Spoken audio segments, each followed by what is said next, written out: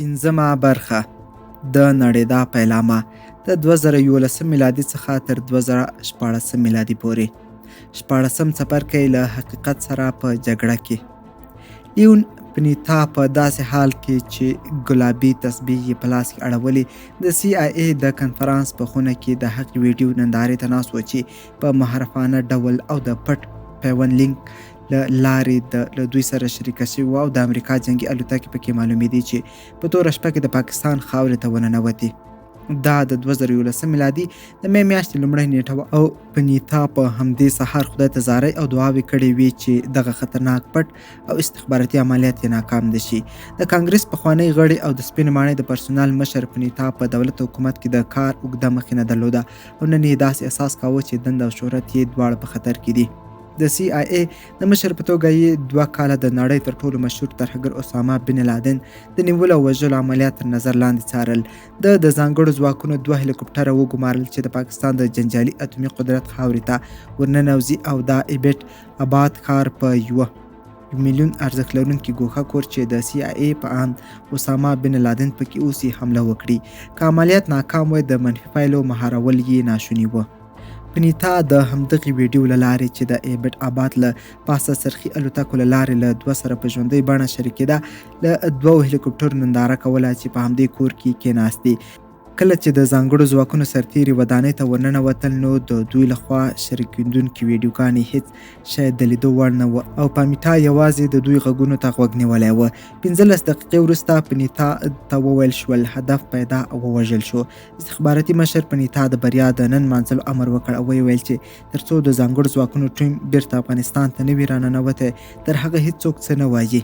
کله چې هلیکوپټر بیرته افغانستان ته راغلل او د وژل شوي کس هویت یې تایید کړ چې اسامه بن لادن دی، پنیتا پر شونډو مسکا خپره شوه او یو زوړ ملګری ټیډ بالستراري ور په یاد شو چې پنیتا ته یې د 9/11 د طرح د وژلو په صورت کې د جایزې د ورکولو ژمنه کړې وه. په دې توګه پنیتا خپلې مېرمنې سیلیویا ته زنګ وکړ او د زیري په توګه یې دغه خبر ورسرسري کړ. د ټیټ ته هم زنګ وکړ او ورته ویې ویل چې CNN تلویزیون چالان کړي او د یو بوتل شراب انعام باید پنیتا ته وساتي. د بن لادن وژل په افغانستان کې د امریکې د جګړې په تاریخ کې عاطفي ټکی وه. د امریکې د ټولو جګړې موخه د اسامه بن لادن او د نوموړي د شبکې موخه کول وه. تر هغو چې اسامه ژوندی وای د امریکا هیڅ ولسمشر نشو کولی چې له افغانستان څخه خپل ځواکونه راوباسي. د اسامه وژلو د 9/11 د غچ ارمان پوره کړ او امریکې ته یو فرصت په لاس ورغی. تر دغه کامیاب عملیات وروسته پنیتا د اوباما لخوا د دفاع وزیر وګمارل شو. 2 میاشتې وروسته هغه په خپل لومړني بهرني سفر کابل ته راغی او د خپلو پوځیانو لپاره یې ښه خبر راوړ. اوباما پریکړه کړې وه چې امریکایي ځواکونه بیرته کور ته ستانه کړي. د خروج بهیر داسې و چې د 100,000 ځواکونو له ډلې به 10,000 د دغه کال تر پایه لاړ شي او د 2012 میلادي تر منې پورې به نور ځواکونه هم بیرته امریکې ته ځي او په افغانستان کې به یوازې 80,000 پوځیان پاتې شي. پنیتا داسې فکر کاوه چې په افغانستان کې د امریکې جګړه نوره پای ته رسېدلې نو ځکه یې ځان ډیر راحت احساساوه. د دفاع د پخوانیو وزیرانو خلاف چې د هرې خبرې وزن به یې تر کولو مخکې سنجاوه چې په راتلونکي کې ستونزې ورته جوړې نه کړي. پنیتا له افغانستان او سیمې څخه د لیدنې پر وخت تیرې فی البداهه او نالیکل شوي خبرې وکړې. د په افغانستان کې د سی آی ای د پټ حضور په اړه په ډاګه او افشا ګرې څرګندونې وکړې. هغه خپلو پوځیانو ته په وینا کې بن لادن ته د سپي زوی نوم واخیست او له ډېرې خوشحالۍ به د پوځیانو له هرې ډلې سره په هر کونج کې ودرېد او خوښي به یې ونمانځله. د ده د زیاتې خوشحالۍ یو دلیل ښایي دا و چې د چارمغزو د بزګر او د یوه بېوزله ایټالوي کډوال د زوی په توګه د امریکې په څېر د نړۍ د ستر نظامي قدرت راس او وزارت ته رسېدل ورته د باور وړ نه ښکارېده. د په یو بل لنډ بحث کې هغه خبریالانو ته چې له ده سره همسفره وویل چې د بن لادن مرګ د ترهګرۍ د ضد جګړې اختتام دی. خو د سی آی ای د معلوماتو له مخې پنیتا اټکل کړی و چې د القاعده 10 نور کلیدي غړي هم په فعالیت بوخت دي او په پاکستان، سومالیا، جنوبي افریقا او عربو ټاپو وزمو کې ژوند کوي. د دغو کلیدي غړو له ډلې یو هم په افغانستان کې نه و او د امریکایي نظامیانو په اند په دې هېواد کې د دې ډلې یوازې له 50 تر 100 ټیټ پوړي جنګیالي شته. خو پنیتا پر دغو ټولو حقایقو سربیره هم وویل موږ له ستراتیژیک پلوه د القاعده ماتولو ته نږدې شوي یو. هغه زیاته کړه زه فکر کوم چې هغه شیبه را رسېدلې چې امریکا د یو ستر ګواښ په توګه د القاعده په ډله معلول او فلج وګڼي. پر بن لادن د چاپی اچولو بریا اوباما ته ډیر ستر سیاسي منزلت ورکړ، خو له بل لوري د خلکو توقعات هم په دې برخه کې زیات شول چې په افغانستان کې د امریکایي ټولې پالیسۍ اغېزناکې او ګټورې دي. اوباما د ټاکنو په وخت کې ژمنه کړې وه چې د جګړې مسیر به بدلوي. راتلونکی کال د دویم ځل ټاکنو په رانږدې کېدو سره د امریکا ملت د هغه په اړه د قضاوت فرصت ترلاسه کړ. اوباما د 2011 میلادي په جون کې په افغانستان کې د خپلو ځواکونو د راکمولو په اړه وینا کې وویل، موږ دا تاییدوو چې د جګړې څپه راټیټېده. د نوموړي د مهالویش پر بنسټ د 2012 میلادي تر اګست میاشتې تر ولسمشریزو ټاکنو 3 میاشتې مخکې راتلې به 33,000 سرتیري بیرته امریکا ته راستنېدل. د اوباما ترڅنګ د هغه د لوړپوړو پوځي چارواکو د شهرت ازانګې هم په ټول ملت کې خپرې شوې. دوی 2 کاله وړاندې خپله د پاڅون ضد ستراتیژي پر اوباما او د امریکا پر ملت باندې وپلورله او اوس یې د تل په څیر په پوره ډاډ د بریا وړاندوینې کولې. لوی درستیز مایک مولن د 2011 میلادي په جون کې له چارلي روس سره په یوه ټلویزیوني مرکه کې وویل، موږ ډیر څه لاسته راوړي. هغه زیاته کړه، له ستراتیژیک لیدلوري هغه څه چې موږ غوښتل ټول ترلاسه شوي دي، خو د یوې بریا په جشني خوشبینۍ او لفظي ډاډګیرونو کې حقیقت او ورک شوی و، او هغه دا چې پر دومره ډیرو هڅو او لګښتونو سربیره هم د اوباما د جګړې پالیسي د ناکامېدو په حال کې وه. امریکا او ناټو لا هم د ځینو بنسټیزو ستونزو حل کولو څخه عاجز و. افغان پوځ لا هم له خپل هیواد څخه د دفاع جوګه نه ښکارېده، او طالبان د پاکستان په خوندي پټنځایونو کې هغې ورځ ته پراته و چې امریکا ووځي او دوی بیرته راوګرځي. افغان حکومت په اداري فساد کې تر پوزې غرق و چې د خلکو کرکه او بیزاري له ځانه زیاتوله. د امریکې چارواکو غوښتل چې راووځي، خو ویره یې درلوده چې افغان حکومت به په خپلو پیښو ونشي درېدلی او سقوط به وکړي. د بن لادن پلان او طرحه همدا وه چې تر 9/11 وروسته امریکا افغانستان ته راشي، لکه په خټه کې داسې ښخه شي او په چریکي ضد جنګ کې یې سرچینې مصرف او له نړیوالو زبرځواک څخه راوغورځي. د ناوي ځواکونو سرتیري جیفري ایګرس چې وروسته د بوش اوباما په دورو کې د ملي امنیت د شورا کارکوونکی شو، د زده شوي درسونو مرکې ته په دې اړه وویل، د اسامه تر وژلو وروسته ما ویل چې اسامه به په خپل اوبلن قبر کې هم په موږ پسې خاندي او زموږ لګښتونو ته په کتو به وایي چې دوی خو هم په افغانستان کې ښه تاواني شول. د امریکې چارواکو په ستونزو د پردې اچولو لپاره تل هڅه کوله چې بد او منفي خبرونه له مخې لرې کړي او حتی یو نیم وخت یې چټیات او بې معنا وبولي. د 2011 میلادي په سپټمبر کې چې پنیتا د کانګرس کمیټې ته د شاهدۍ ورکولو لپاره روان و، د افغانستان په اړه د ورځپاڼو په سرټکو کې ځینو بدو خبرونو یې ذهن ورمغشوش کړ. یو خبر دا و چې د افغانستان یو پخوانی ولسمشر برهان الدین رباني چې طالبانو ته د سولې د وړاندیز مشري کوله، د طالبانو لخوا وژل شوی و، او همدارنګه د کابل په ډیرو امن او خوندي ځایونو کې د امریکې د سفارت او د ناټو د مرکز په ګډون ځانمرګي بریدونه شوي و. خو پر بدو خبرونو سربیره د سپینو خبرو ویونکي پنیتا بیا هم اړتیا لرله چې د بریا وهم او خیال ته په ذهن کې ځای ورکړي. د کانګرس وکیلانو ته د افغانستان دروند تصویر وړاندې کړ او د انکار نه وړ پرمختګ خبرې وکړې. ده وویل چې جګړه پر سم مسیر روانه ده. د طالبانو ځانمرګي بریدونه یې د هغوی د ضعف ټکي وبلل او ویې ویل چې طالبانو ځکه بریدونه زیات کړي چې خپل تیاره راتلونکی ویني او پوهیږي چې له امریکې یې نشي ګټلی، نو ځکه د اوبو اخیستو غونتې په وښو او بوټي پسې لاس اچوي. کله چې د 2012 میلادي په مارچ کې پنیتا افغانستان ته په سفر روان شو، د فاجعو یوه بله لړۍ ورسره پیل شوه. د هلمند ولایت په هوایي ډګر کې د نظامي الوتکې تر کېناستلو څو شېبې وړاندې یو افغان بریدګر په پټه امریکایي ټرک ته ځان رسولی و. هغه غوښتل پر امریکایي جنرالانو چې د دفاع وزیر د راتګ لپاره د تشریفاتو او مراسمو پر جوړولو بوخت او راغونډ و، ټرک ورولي او ټول پرې ووهي، خو ټرک یې له یوه دیوال سره تر وهلو وروسته له تګه غورځولی و او خپله د زخمونو له امله وروسته ومړ. که څه هم پنیتا تر اوسه له الوتکې راکښته شوی نه و، خو که لږ وروسته دا کار شوی وای نو یوه ستره فاجعه به یې زېږولې وای. لکه 15 کاله وړاندې چې یوه ځانمرګي بریدګر په پروګرام کې د امریکې د ولسمشر د لومړي مرستیال چیني د وژلو هڅه کړې وه. دا هڅه هم هغې ته ورته د نظامي کسانو لخوا پټه وه. 10 ساعته وروسته له پنیتا سره راغلي خبریالان د یوې برټانوي رسنۍ له لارې خبر شول چې داسې پیښه شوې ده. په لومړیو کې پنیتا او نورو چارواکو فکر وکړ چې دا یو تصادف او بریدګر پر پنیتا د حملې لپاره نه و راغلی، خو وروسته پوه شول چې که دا حمله 15 دقیقې وروسته شوې وای نو امکان یې و چې پنیتا له الوتکې څخه د راښکته کېدو پر مهال په موټر ووهي. د پنیتا د دغه سفر پر مهال بله فاجعه هم د همدې جګړې له سترو جنایتونه او ستمونو څخه وا چې څو ورځې وروسته پیښه شوه. یو امریکایي ډلګي مشر د شپې ناوخته له خوبه پاڅېد او په ګوښي ځای له کمپه تر وتلو وروسته یوه کلي ته ورغی او هلته کورونو ته تر ننوتلو وروسته یې پر افغان ملکیانو ښځو او ماشومانو ډزې وکړې چې په پایله کې یې 14 افغانان قتل عام کړل. دغه قتل عام د افغانانو سخته غوسه راوپاروله او طالبانو ته یې هم له خوږ د نیولو او پروپاګند فرصت ورکړ. پر دغو ټولو ناوړه پیښو سربیره پنیتا افغانستان ته خپل سفر ډیر هیله بخښونکی وباله او ویل چې دوی خپل هدف ته ډیر نږدې شوي دي. د په کابل کې خبریالانو ته وویل لکه څنګه مې چې مخکې وویل جګړه په سم مسیر روانه ده او د لیدو وړ پرمختګ شوی دی. موږ سم روان یو او زه په پوره ډاډ سره وایم.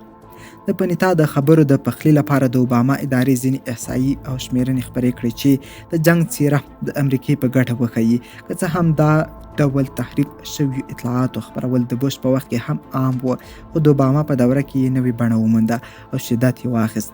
د اوباما کسانو پینټاګون او د بهرنیو چارو وزارت ټولو د افغانستان د جګړې په اړه د ملت غولونې ته ملا وتړله او د ناکاره معلوماتو له خپرولو څخه یې د یوه تکتیک په توګه ګټه پورته کوله. د 2011 میلادي په جون کې د بهرنیو چارو وزیر کلینټن د سنا غونډې ته په وینا کې ویل چې د طالبانو حرکت مات کړی. هغې د خپل ادعا پخلي لپاره ځینې هغه پرمختګونه یاد کړل چې افغانستان کې رامنځته شوي وو. مثلا 7.1 میلیونه زده کوونکي په ښوونځیو کې شامل شوي وو چې دا شمېر د طالبانو د حکومت تر راپرځېدو وروسته 8 چنده زیات شوی و. د ماشومانو د مرګ کچه 22 سلنه راښکته شوې وه. د کوکنارو کښت کم شوی و.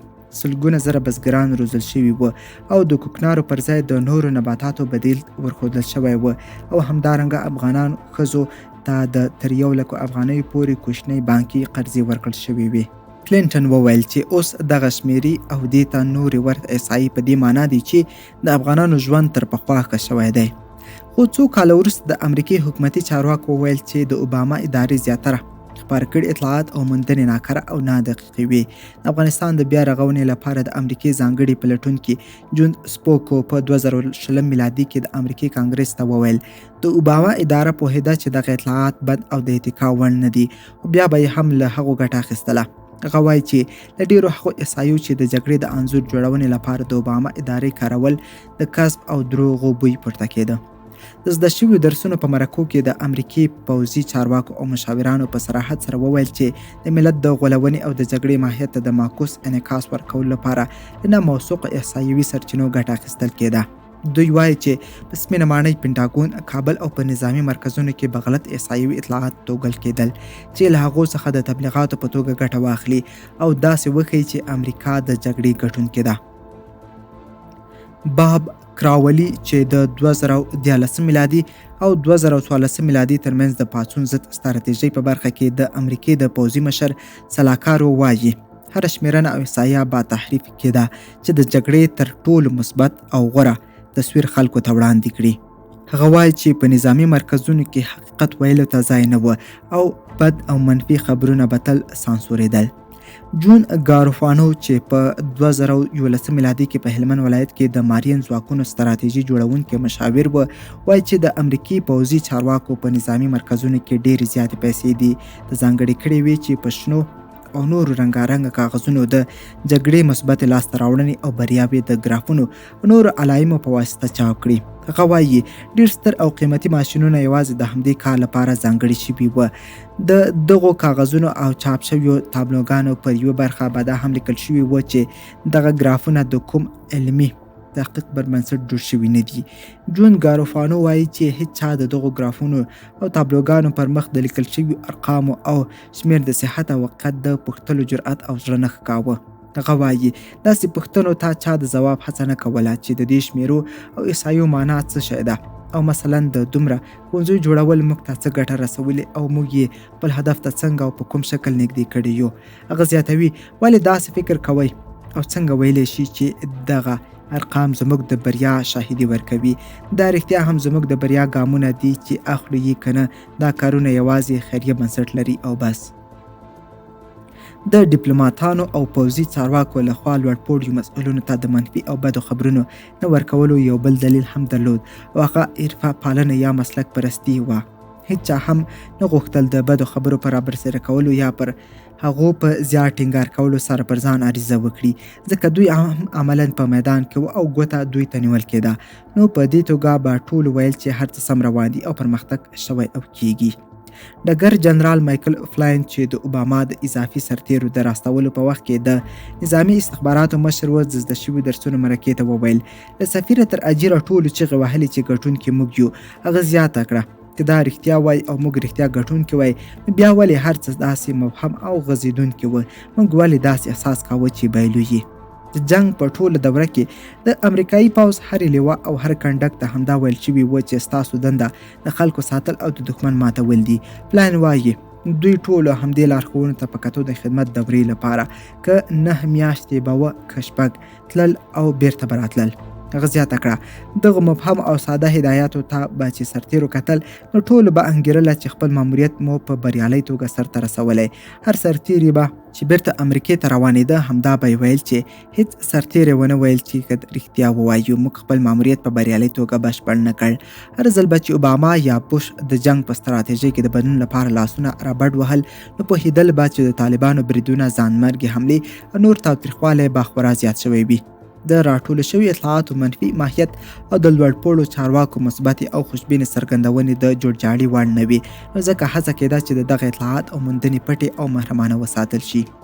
وی امریکایي لوړپوړي چارواکي چې د بوش او اوباما په ادارو کې کار کړی و، وایي هر ځل به چې د ډیټا یا اطلاعات راټولېدل، نو د وضعیت د خرابېدو او وخیم کېدو مفهوم په پکې نغښتی و. په ځانګړې توګه کله به چې د ستراتیژیکو بیا کتنه ترسره کېده. د زده شوي درسونو په یوه بله مرکه کې د اوباما د وخت د ملي امنیت د شورا یوه کارکوونکي وویل چې سپینې ماڼۍ او پینټاګون به پر حکومتي سستې بروکراسۍ فشار راوړ چې داسې مثبت اطلاعات راټول او خلک کړي چې له 2009 میلادي څخه تر 2011 میلادي پورې په افغانستان کې د امریکې پوځیانو د زیاتېدو مثبت تصویر خلکو ته وړاندې کړي، که څه هم حقایق بعد دغه غوښتنې خلاف او منفي وه. هغه وایي د ښو او مثبتو خبرونو را پیدا کول نور ناشوني شول، ځکه هر څه د خرابېدو خواته روان و. خو موږ به بیا هم د روزل شویو عسکرو شمیرې، د تاوتریخوالي د کچې راټیټېدل، د طالبانو څخه د سیمو نیول او نور داسې موارد راټولول چې ښه خبرونه ترې جوړ کړو. هغه زیاتوي د جګړې په ټوله موده کې زیاتره ښه خبرونه تحریف شوي او ساختګي وه. حتی په ډیرو سختو شرایطو کې هم پینټاګون او سپینې ماڼۍ خبرونه تاوول او داسې به یې تفسیرول چې د دوی ګټې به یې خوندي کولی شوې. مثلا د ځانمرګو بریدونو د ډیرېدو علت به یې د طالبانو کمزوري او ضعف باله او ویل به یې چې طالبانو د مخامخ جګړې توان له لاسه ورکړی، نو ځکه له شا ګزار کوي. یا د امریکایي سرتیرو د مرګ ژوبلې نګرام د لوړېدا لامل به یې د جګړې شدت باله او ویل به یې چې امریکې د طالبانو د محوه کولو لپاره جګړه شدید او پراخه کړې ده، نو ځکه د مرګ کچه هم ډیره شوې ده. دغه کس وویل بس همدا د دوی توضیحات و بریدونه زیات شوي وه. دوی به ویل چې دلیل د زیاتو طالبانو پیدا کول او پر هغوی حملې دي. 3 میاشتې وروسته به هم همدا حال او دوی به یې ځواب کې بیا هم ویل چې دا بریدونه د طالبانو وروستی سلګۍ دي. خو حقیقت دا و چې د بریدونو ډیرېدل په دې معنا و چې مقابل لوری یې ګټي. د امریکې نظامی چارواکو به 100 ډوله ښه خبرونه او احصایې خپرولې او ملت به یې حیران کړ چې که په دغو کې کوم یو ډیر اهمیت لري او کوم یې حاشیه‌یي دي. د کانګرس غړي هم ګونګ وه. د 2009 میلادي په اپریل کې د وسلوالو فعالیتونه د کمیټې په احصاریه ناسته کې د کانګرس غړي سوسان کولین د دفاع وزارت د پالیسۍ له معینې مایکل فلورونوي څخه پوښتنه وکړه چې د اوباما اداره له کومه او څنګه پوهیږي چې د اضافي سرتیرو لیږل ګټور و. د خپلې پوښتنې په دوام وویل زموږ څنګه پوهیږو چې ګټونکي یو، موږ څنګه پوهیږو چې ګټونکي یو، ته څنګه موږ ته قناعت راکولی شي چې نوې ستراتیژي اغېزناکه او ګټوره ده، دې پر ځای چې موږ ته د ګټلو ملموس معیار او ملاک وښیي یوازې ښه خبرونه وایي. فلورونوي ګونګ او ګډوډ ځواب ورکړ او ویې ویل دغه عملیات اوږدمهاله دي، نو ملموسې پایلې هم په لنډ وخت کې نشي ترلاسه کېدی. دغه خبرونه او پایلې اړیکه سره لري، زموږ تمرکز پر پایلو دی. د اضافي سرتیرو تر استولو وروسته نظامي قومندانانو د خوږو خبرونو او احصایو راټولولو مهارت نور هم قوي کړ او هڅه یې وکړه چې د جګړې ستراتیژي سمه او بریالۍ معرفي کړي. د 2010 میلادي په جولای کې د پینټاګون د خبري کنفرانس په اوږدو کې د امریکې پوځ تورن جنرال جان کیمبل چې په ختیځ افغانستان کې د امریکې پوځ جنگي مشر و وویل چې د 2009 میلادي د لومړیو شپږو میاشتو په پرتله د سږ کال په لومړیو میاشتو کې د طالبانو په بریدونو کې 12% زیاتوالی راغلی، خو د دې لپاره چې د دې خبر ترخه په خوږو خنثی کړي ورسره زیاته یې کړه. د دې بریدونو اغېزناکي یا مؤثریت د پخوا په پرتله 6% کم دی. د په دې اړه چې د دغه مؤثریت د اندازه کولو نظامي معیار څه شی دی څه ونه ویل، خو خبریالانو ته یې ډاډ ورکړ چې جګړه پر سم مسیر روانه ده. هغه وویل ګټل تدریجي پرمختګ دی او زه فکر کوم چې هر ورځ موږ ورو ورو پرمختګ کوو. د 2011 میلادي په اپریل کې د سنا د وسلوالو فعالیتونو کمیټې جنرال پیټریوس اظهار کړ چې د افغانستان د جګړې په اړه وکیلانو ته وروستي جزئیات ورکړي. پیټریوس په خپله وینا کې وکیلان د نامرتبو او پاشلو اطلاعاتو په اورولو سره بمبار کړل. د وسلو او چاودیدونکو توکو د نیول کېدو په پیښو کې د 4 چنده زیاتوالي خبر وکړه چې د مخالفینو له لاسه وتلي او د دولت لاس ته لوېدلي دي. هغه وویل چې افغانان او امریکایي پوځیان په عادي 90 ورځو دوران کې د ترهګرو د 360 رهبران نیولي او زنداني کړي دي. همدارنګه نوموړي وویل چې د مارجې ولسوالۍ د طالبانو له کنټروله ایستل شوې او د سیمه ییزې شورا په ټاکنو کې 15% خلکو ګډون کړی دی. بله دا چې د دغه کال په اوږدو کې د ټول افغانستان په کچه د څارونکو هوایي بالونو شمیر له 114 څخه 184 ته ډیر شوی. په پای کې پیټروس وویل تیرې 8 میاشتې ډېرې اړینې او برخلیک ټاکونکې وي، خو سخته جګړه لا هم دوام لري. له بل لوري په عملي ډګر کې پوځي چارواکي پوهېدل چې د احصایو او ارقامو دغه باران او توپان هیڅ معنا نه لري.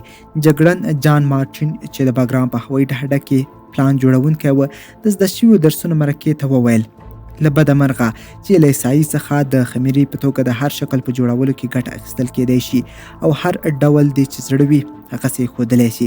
هغه زیاته کړه د مثال په توګه که تیر کال 100 بریدونه کېدل، سږ کال د دغو بریدونو شمېر 150 ته ختلی وي، نو دا څه ډول تفسیروئ؟ د بریدونو زیاتېدل په دې معنا دی چې وضعیت خراب دی. که د بریدونو د ډېرېدو دلیل دا دی چې زموږ سرتېرو د مخالفینو ځالې پیدا کړي او د هغوی د له منځه وړلو هڅه کوي، نو ځکه یې په غبرګون کې د مخالفینو بریدونه ډېر شوي او جګړه شدیده شوې ده. ځینو نورو لوړپوړي امریکایي چارواکي بیا ځینو احصایوي موندنو او ارقامو ته په ارزښت قایل وو او هغه یې د جګړې د تحلیل لپاره ډېر حیاتي ګڼل. البته که څه هم دا ډول احصایوي اطلاعات د حکومت لخوا پټ ساتل کېدل او له عوامو سره نه شریکېدل. امریکایي ډیپلومات جیمز ډوبینز په 2009 میلادي کې د سنا یوه پلاوي ته په دې اړه وویل زما په اند د جګړې د ارزونې کلیدي معیار دا دی چې څومره افغانان وژل کېږي. هغه زیاته کړه دا معیار او فورمول ډېر ساده دی. که افغانان کم وژل کېږي نو امریکا ګټونکې ده، خو که د افغانانو د وژلو ګراف پورته ولاړ نو امریکا جګړه بایلي. هغه وخت هیڅ چا هم د افغانانو د مرګ ژوبلې یادښت او رسمي شمېره نه نیوله. د پینټاګون لپاره د افغانانو د ولسي تلفاتو ثبتول حساسه موضوع وه، ځکه دفاع وزارت نه غوښتل چې د ملکي تلفاتو د شمېرو په خپرولو سره د خلکو نیوکې او غوسه راوپاروي. دوی یوازې د احصایوي اطلاعاتو راټولول چې څومره څاګانې وکیندل شوې او څومره ښوونځي جوړ شول، ځکه دغه خبرونه د عام ولس په غوږونو ښه لګېدل او مثبت ملاتړ یې راجلباوه. د زده شویو درسونو په مرکه کې د ناټو یوه چارواکي وویل چې د ناټو هیوادونو په 2015 میلادي کې یو ځل د افغانانو د ولسي مرګ ژوبلې د ثبتولو لپاره یو اطلاعاتي بانک چې په حقیقت کې باید د نورو ټولو اطلاعاتي زیرمو او بانکونو موار وای جوړ کړ، خو وروسته د نامعلومو دلایلو له امله لغوه شو چې په حقیقت کې باید د نورو ټولو اطلاعاتي زیرمو او بانکونو مور وای جوړ کړ، خو وروسته د نامعلومو دلایلو له امله لغوه شو. نوموړي وویل د ملکي تلفاتو ثبتول باید له لومړیو وختونو د معیاري عملیاتو د یوې ځانګړنې په توګه ترسره شوي وای، خو له بده مرغه چې داسې ونه شول. په 2009 میلادي کې ملګرو ملتونو یو پروګرام پیل کړ چې په افغانستان کې د ملکي وګړو مرګ ژوبله وشمېري او یادښت یې کړي. دغه پروګرام په دې برخه کې لومړنی جامع پروګرام و چې د افغانانو ملکي تلفات یې ثبتول، خو دغه ثبت شوي یادښتونه ډېر نهیلي کوونکي وو. د 2009 میلادي او 2011 میلادي ترمنځ دغه تلفات له 2412 کسانو څخه 3133 کسانو ته ورسېدل. په 2012 میلادي کې دغه مرګ ژوبله که څه هم راکمه شوه، خو په 2014 میلادي کې بیرته پوره شوه او په 2014 میلادي کې یوازې د وژل شویو شمېر 3701 تنو ته ورسېد. دا په دې معنا و چې په تیرو 5 کلونو کې د ولسي افغانانو د وژل کېدو کچه 53% زیاته شوې وه. د ډوبنز د ساده قاعدې پر اساس د ولسي افغانانو د وژل کېدو د کچې ډېرېدل په دې معنا و چې امریکا جګړه بایلله. د ملګرو ملتونو څېړنو د ولسي افغانانو د وژلو پرېکړه په ترهګرو واچوله، خو که څه ګرم هر څوک و دغو تلفاتو دا په ډاګه کوله چې په افغانستان کې وضعیت ورځ تر بلې ناامنه کیږي او خرابېږي، او دا دقیقاً د امریکې د پاڅون ضد ستراتیژۍ د تمې او توقع خلاف حالت و. د امریکي استخباراتي بنسټونو هم د جګړې د پرمختګ او ګټلو شک درلود.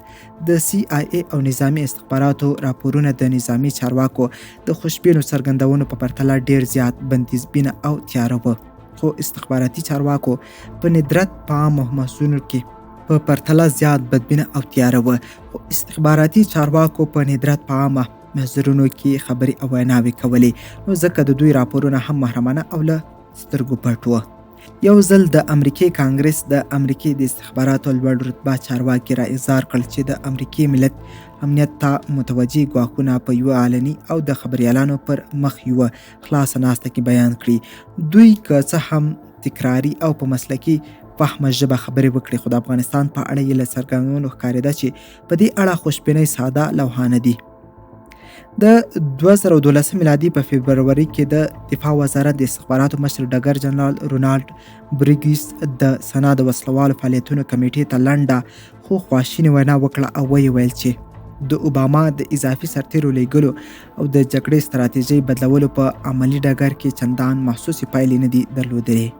هغه وویل چې افغان حکومت په بېساري فساد اخته شوی او افغان ملي پوځ او پولیس هم له جدي کیفیتي نیمګړتیاوو څخه ځورېږي. په مقابل کې نوموړي استدلال وکړ چې طالبانو ډېر انعطاف منونکي دي او د امریکې د پوځ له لوري ور اوښتي زیانونه او ضربې په ډېر مهارت سره زغمي. بریګس وایي چې د پاکستان له خوندي پټنځایونو د طالبانو رهبري د نهایي فتحې او بریا په اړه ډاډمنه او مطمئنه ده. په همدې ناسته کې ځینو وکیلانو د ملي استخباراتو له مشر څخه پوښتنه وکړه چې د دفاعي او استخباراتي ارګانونو لیدلوری ولې دومره متناقض او متفاوت دی، ځکه د دفاع وزارت تل د جګړې په اړه مثبتې ویناوې او څرګندونې کوي، په داسې حال کې چې تاسو په دې تړاو ډیر بدبین دریځ لرئ. کلیپر ځواب ورکړ چې دا توپیر او تناقض د ویتنام د جګړې له وخته را پیدا شوی. په دغه جګړه کې استخباراتي کړیو خبرداری ورکاوه چې امریکا په ویتنام کې را ایثار او ښکیل ده، خو د جګړې د ډګر نظامي جنرالانو د دغې خبرې له اعترافه انکار کاوه. کلیبر زیاته کړه که تاریخ ته لږ وګورئ نو ما د ویتنام په جګړه کې په 1966 میلادي کې له جنرال ویلیام ویسټ مورلانډ سره د شنونکي دنده ترسره کوله. ما هغه وخت د دې خبرې په کولو سره خپل مسلکي معصومیت یو څه وبایلو دی چې ځینې وختونه نظامي قماندانان له استخباراتي کارکوونکو سره د جګړې د بریا او ګټلو په برخه کې اختلاف کوي او د هغوی خبره نه مني. البته چې یوه میاشت وروسته بیا هم د امریکې نظامي جنرالان په دې برخه کې ثابت پاتې شول او بیا یې اعلان وکړ چې پرمختګ روان دی او بری زموږ دی. د ناټو او امریکایي ځواکونو مشر جنرال جون آلن د سنا وسلوالو فعالیتونو کمیټې ته د 2012 میلادي په مارچ کې وویل پرمختګ د لمس او لیدو وړ دی او تر ټولو اړینه د پرمختګ ساتنه او مراقبت دی. هغه زیاته کړه موږ مخالفین ډیر سخت ځپلي او کمزوري کړي مو دي. په دې وخت کې د ماین ایالات جمهوریت پلوي وکیل کولینز غږ پورې وکړ چې ته او نور جنرالان 10 کاله کېږي همدا نغمه غږوئ. هغې وویل دا 10 کاله کېږي چې زه له جنرالانو همدا ډول ارزونې اورم چې وایي موږ د پرمختګ په حال کې یو. هغې زیاته کړه ته ولې دا باور لرې چې موږ په آخر هم بریالي کېږو او جګړه به ګټو؟ آلن ځواب ورکړ میرمن کولینز که ما هغه وخت هم انګیرلی چې موږ پرمختګ نه دی کړی نو هغه وخت مې هم درته ویل او پرته له ځنډه مې درته ویل چې ګټونکي نه یو، ځکه زه نه غواړم چې پاتې عمر مې هم په همدې جګړه کې تیر شي. د نورو امریکایي ځواکونو په راستنېدو سره د دغې ادعا پخلی او توجیه چې موږ د پرمختګ په حال کې یو نور هم ستونزمنه شوه. په 2013 میلادي کې په افغانستان کې د امریکایي پوځیانو شمیر تر 50,000 هم کم کړی شو، خو د دوی د نشت خلا له ورایه محسوسه وه او افغان ملي پوځ او پولیسو په سختۍ سره هغه ډکوله. طالبان بیا راپورته شول او له افغان ځواکونو یې سیمې یو بل پسې لاندې کړې، خو جنرالانو خپل ضد ته ادامه ورکړه. د ټولو منفي او ښکاره حالاتو باوجود یې خپلې د پرمختګ ادعاوې جاري وساتلې او ترڅنګ یې دا ځل داسې یو لفظ راپیدا کړ چې پخوا یې د کارولو یو څه ډډه کوله او هغه لفظ یې ګټل و. کله چې په 2013 میلادي کې جنرال آلن په افغانستان کې د ناټو او امریکایي ځواکونو د جنگي مشر په توګه خپل ماموریت پای ته ورساوه، نو تر پخوا او یو بل هر وخت زیاته ډاډ او ویلي چې افغان ملي ځواکونه ډیر ځواکمن شوي او له خپل هیواد څخه د دفاع مسؤلیت اخیستلو ته چمتو دي. نوموړي د خپلې خدای پامانۍ په مراسمو کې په کابل کې وویل چې همدا بریا ده. هغه زیاته کړه بریا همدې ته وایي او باید د دغه لفظ له کارولو ویره ونه لرو. دغه جګړه د تل لپاره د افغانانو او بریا په تړاو وه او وي به.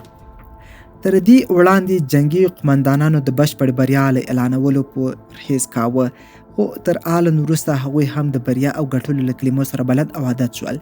د آلن ځایناستي جنرال جوزف ډوبون د 2013 میلادي په می کې په نظامي مراسمو کې وویل زه په دغو ورځو کې د بریا او ګټلو خبرې ډېرې کوم او پر دې کلک باور هم لرم چې موږ د بریا پر لور روان یو.